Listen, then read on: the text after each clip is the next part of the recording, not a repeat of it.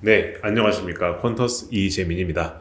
자, 오늘은요, 퀀터스에 있는 팩터를 좀 소개하는 시간을 가져보려고 합니다. 오늘의 주제는 베타와 절대값 베타라는 팩터고요. 부제는 시장과 무관하게 돈을 버는 방법이라고 지어봤습니다. 자, 그럼 바로 들어가 보도록 하겠습니다. 자, 퀀터스에는 정말 수많은 팩터들이 존재를 하죠. 이 팩터들을 사실 다 제가 만들었고요. 그리고 사실 이 퀀터스의 설계 과정에서 특히나 팩터 전략 같은 경우에는 제가 직접 다 개입을 해서 만들었었기 때문에 사실 퀀터스에 존재하는 이 많은 팩터들은 다 제가 만들었다고 해도 과언이 아닙니다. 그러다 보니까 이러한 팩터들이 무엇이냐, 특히나 오늘 소개해드리는 이 베타랑 절대값 베타라고 하는 팩터 같은 경우에는 좀 어렵거든요. 그 다른 곳에서 쉽게도 볼 수가 없는 팩터이기도 하고, 그래서 많은 분들이 궁금해하십니다. 그래서 저한테 항상 물어보십니다. 아, 대표님, 이 팩터들이 갖는 의미가 무엇이고 이걸 우리가 어떻게 써야 되냐요? 라고 하는 걸 저한테 많이 물어보시거든요. 그래서 저희가 이제 유튜브를 개설한 김에 이 퀀터스 대표가 직접 여러분들한테 이러한 팩터들에 대해서 좀 설명을 드리는 그러한 시간을 갖고자 합니다. 근데 다만 이 팩터가 너무 많다 보니까 한 번에 하기는 어렵고 중간중간에 제가 조금씩 올려드리면서 좀 이제 가볍게 설명을 드리는 시간을 갖도록 할 거예요. 그리고 사실 이렇다 보니까 이 모든 것들을 한 번에 알고 싶다라고 하시는 분들도 많이 계시거든요. 이제 그런 분들을 위해서 저희가 현재 강의를 하나 준비한 게 있는데, 이제 그 부분과 관련해서는 저희 유튜브에 고정 댓글이 있으니까 나중에 이 영상 보시고 꼭 한번 참고해 보시면 좋겠습니다.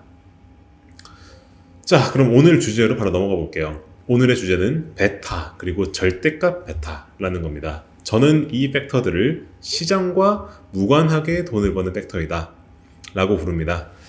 자, 일단은 베타와 절대값 베타 얘기하기 전에 일단 베타 먼저 얘기하겠습니다. 베타. 이 베타라는 건 무엇이냐? 사실 이 베타라고 하는 거는 우리가 시장 지수라는 게 있죠. 시장의 지수. 예를 들어서 코스피, 뭐 코스닥, S&P 500, 나스닥 이런 것들을 우리는 시장의 지수라고 부릅니다. 그리고 이 시장의 지수와 어떤 주식의 상관성을 의미하는 팩터가 베타라는 팩터예요. 이건 달리 말하면 이런 겁니다. 특정 지수의 변동폭이 특정 주식에 얼마만큼 반영되는지를 측정하여 계산하는 팩터이다 라고 부릅니다.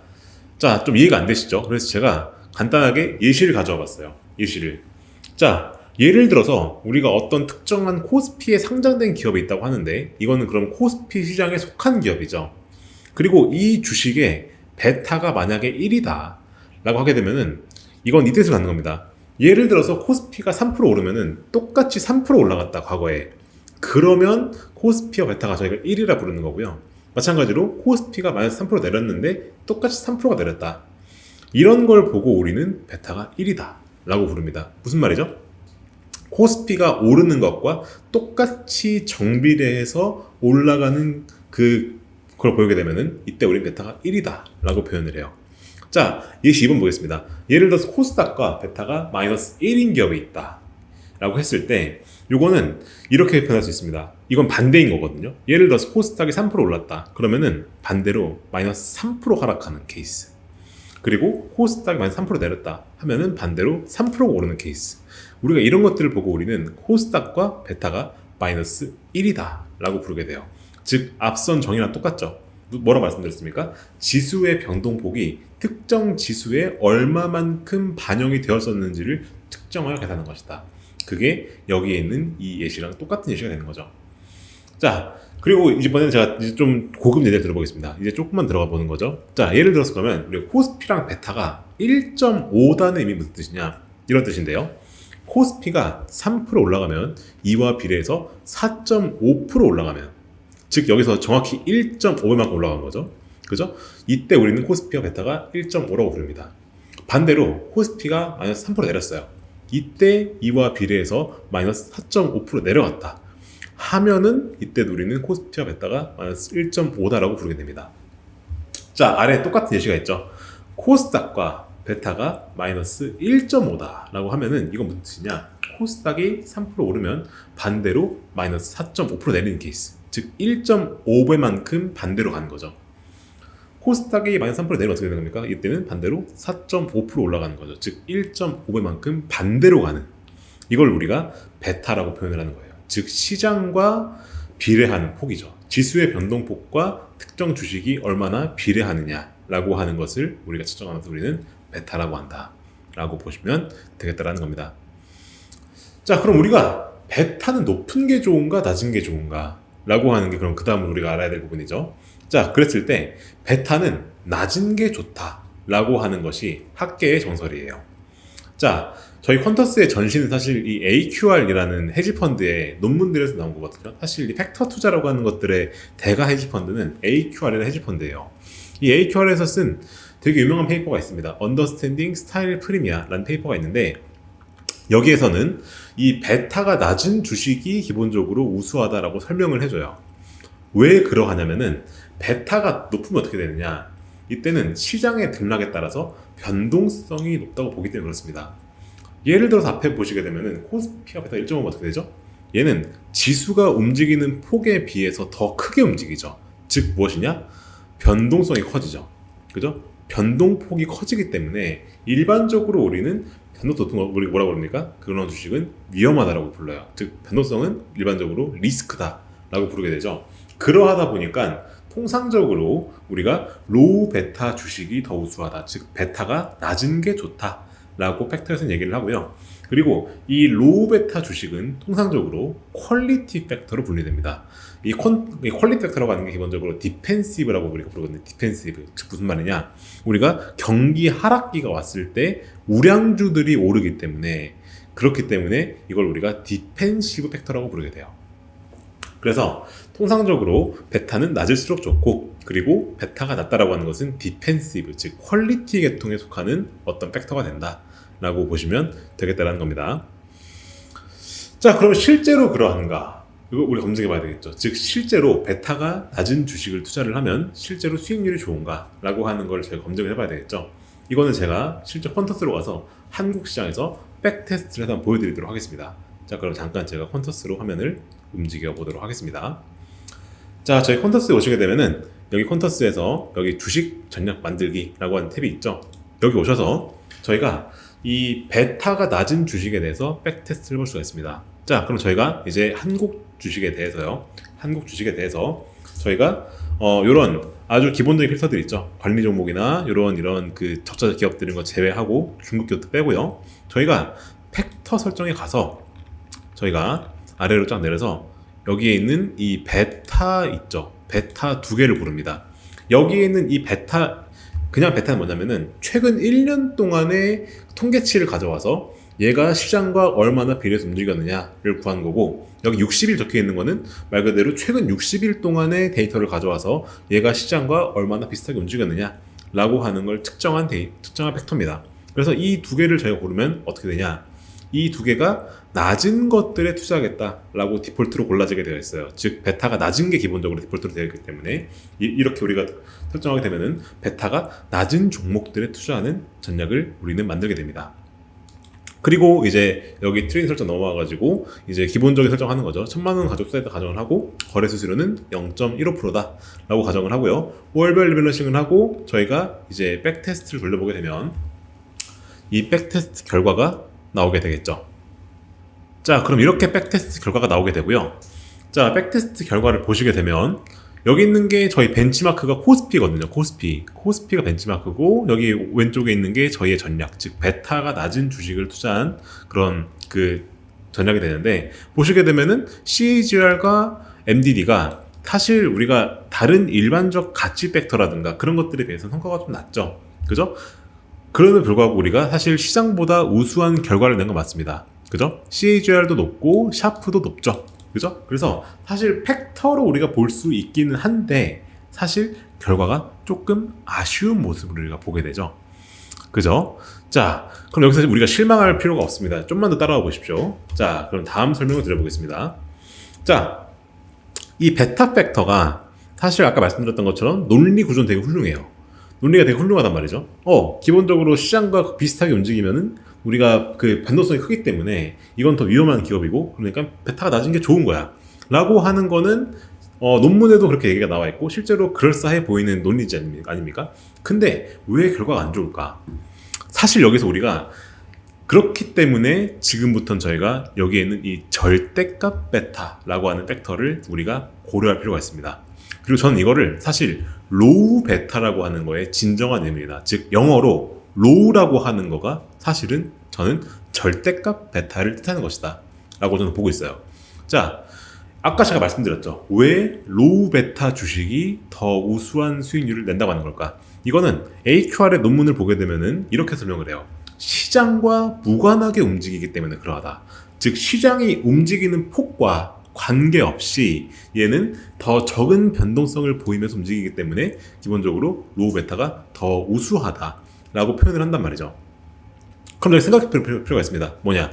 무관하다의 정의는 무엇일까? 무관하다의 정의. 이거는 무슨 뜻이죠? 시장의 등락과 관계가 없이 움직인다는 뜻이란 말이에요. 근데 우리가 아까 했던 것처럼 단순히 베타가 낮은 걸 뽑으면 뭐가 나오냐? 그때는 우리가 마이너스 베타가 높은 주식이 선별이 돼요. 앞선 예시에서 뭐였었죠? 코스닥과 베타가 마이너스 1.5인 이런 마이너스 방향으로 베타가 높은 애들이 골라져요. 왜냐?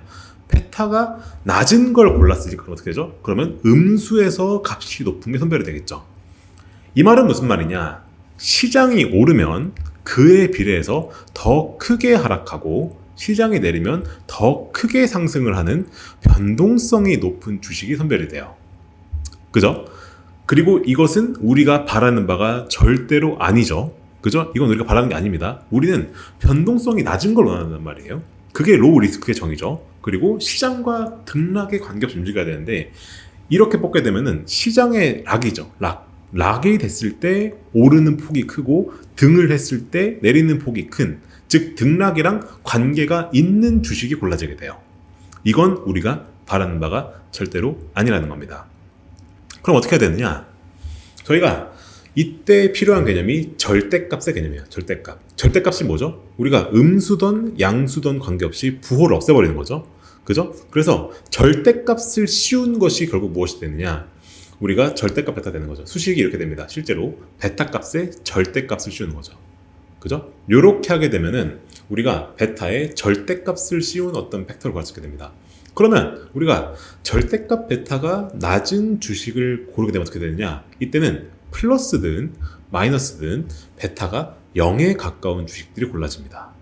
그죠? 절대값을 씌우면 사실 마이너스가 사라지죠.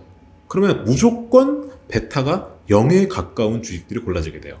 그게 마이너스였던 플러스였던 간에 0에 가장 가까운 애들 골라지게 되는 것이죠. 즉 이게 무엇이냐? 진정한 의미에서 시장과 무관한 게 선별됩니다. 즉 베타가 0인 거잖아요. 이게 무슨 뜻이죠? 시장이 오른 것과 관계없이 얘는 그냥 지 혼자 간다는 뜻입니다. 시장과 상관성이 제로라는 뜻이죠. 저는 이게 진정한 의미의 로우라고 봤어요. 로우라고 하는 게 사실 우리가 뭔가 낮다라고 표현했을 때는 마이너스 베타라고 적을 수 있었을 것이고요. 그랬을 텐데 굳이 왜 로우 베타라고 했을까? 영어로. 그죠? 이게 진정한 의미의 로우 베타다라고 저는 봤었습니다. 그래서 저희 퀀터스에는 제가 여기에 있는 이 절대값 베타라고 하는 팩터를 별도로 제가 구현을 해놨어요. 자, 그렇기 때문에 실제로 퀀터스에 가보시게 되면은 절대값 베타라는 팩터가 있고요. 이걸 가지고 저희가 백테스트를 해볼 수가 있습니다. 자, 그래서 제가 지금부터 퀀터스에 가서 실제로 한국 주식을 기준으로 절대값 베타를 가지고 백테스트한 결과를 지금부터 보여드리도록 하겠습니다. 가보겠습니다. 자, 그러면은 이제 우리가 지금부터는 절대값 베타라고 하는 요런 전략을 만드는 거죠. 그래서 아래로 내려와서 이제는 저희가 베타를 고르지 않고 어떻게 하느냐? 절대값 베타를 이렇게 저희가 두 개를 고르는 거죠. 그죠? 이렇게 두 개를 고르는 겁니다. 이러면은 기본적으로 얘도 이게 낮은 것들을 고르게 되었기 때문에 지금부터 우리가 절대값 베타가 낮은 종목들을 투자하는 그런 전략을 백테스트 해볼 수 있게 되죠. 그래서 이렇게 해서 저희가 백테스트를 돌려보게 되면 이제 결과가 나오게 되겠죠.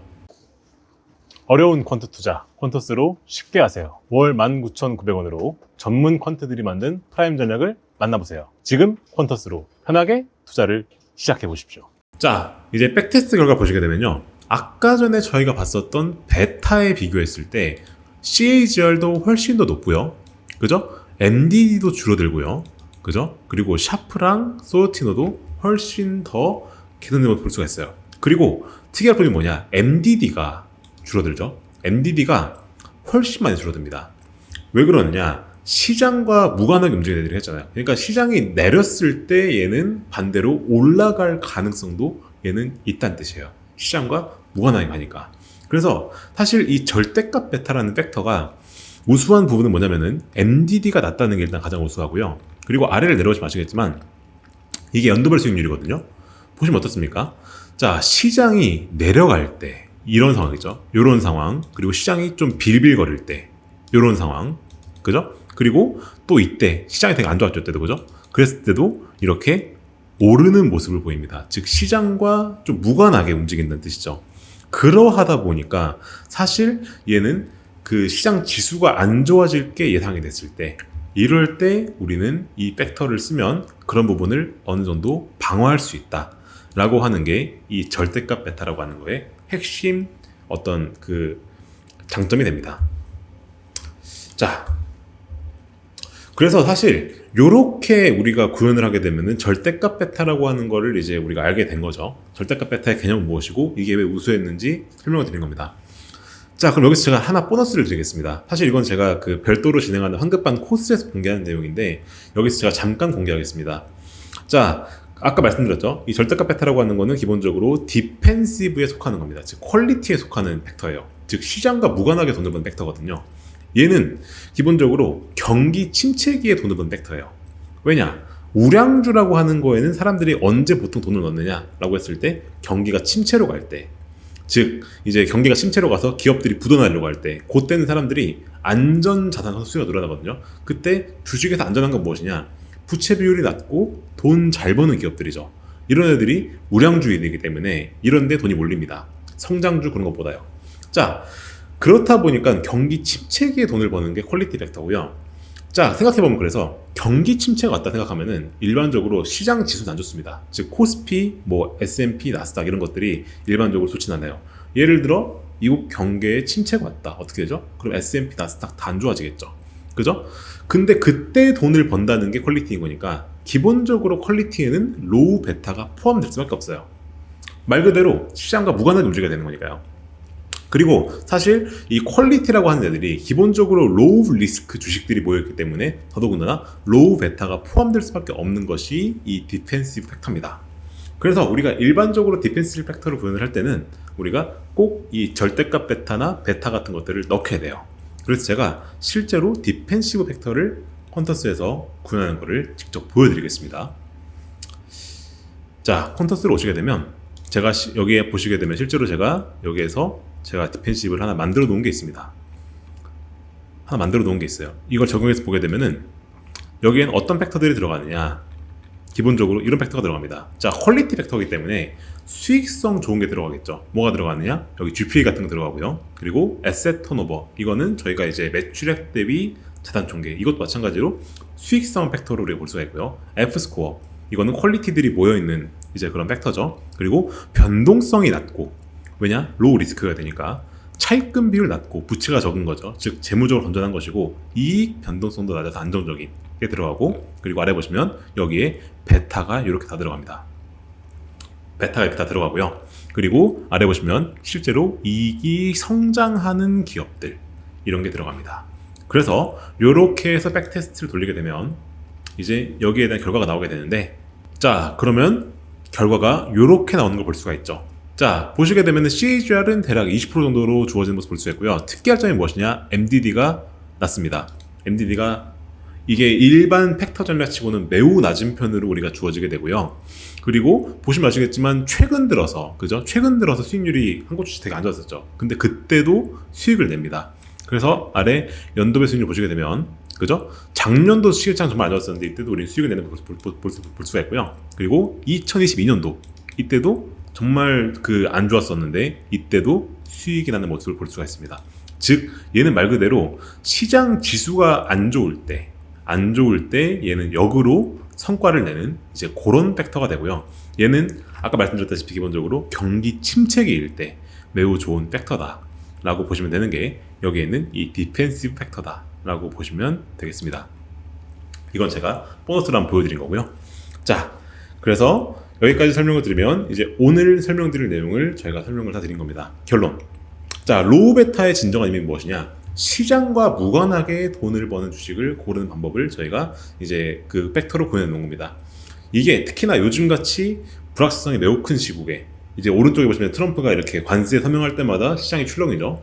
그죠? 요런 시기에 너무나 좋은 팩터예요. 왜냐? 시장 지수가 출렁일 때, 즉 시장 변동성이 커졌을 때는 그때는 역으로 시장 변동성이 반비례해서 그죠? 시장과 무관하게 움직이는 애들이 훨씬 더 좋을 수 있거든요.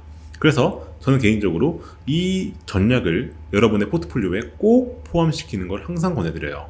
제가 항상 강조드리죠. 퀀터스는 소형주 하기 위해 만드는 게 절대 아니라고요.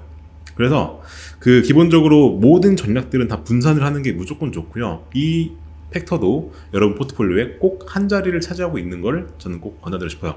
그렇다고 할지라도 이거에 몰빵하는 건 절대 금지고요. 꼭 분산 투자하시기를 권장을 좀 드리고 싶습니다. 네, 그럼 오늘 영상은 여기까지 하는 것으로 하고요. 저희 유튜브 채널 구독과 좋아요, 알림 설정까지 꼭 부탁을 드리도록 하겠습니다. 자, 그리고 마지막으로 저희 이제 또 광고 아닌 광고를 하자면 저희가 여기에 있는 이 퀀터스 환급반과 VIP를 절찬리에 모집 중에 있습니다.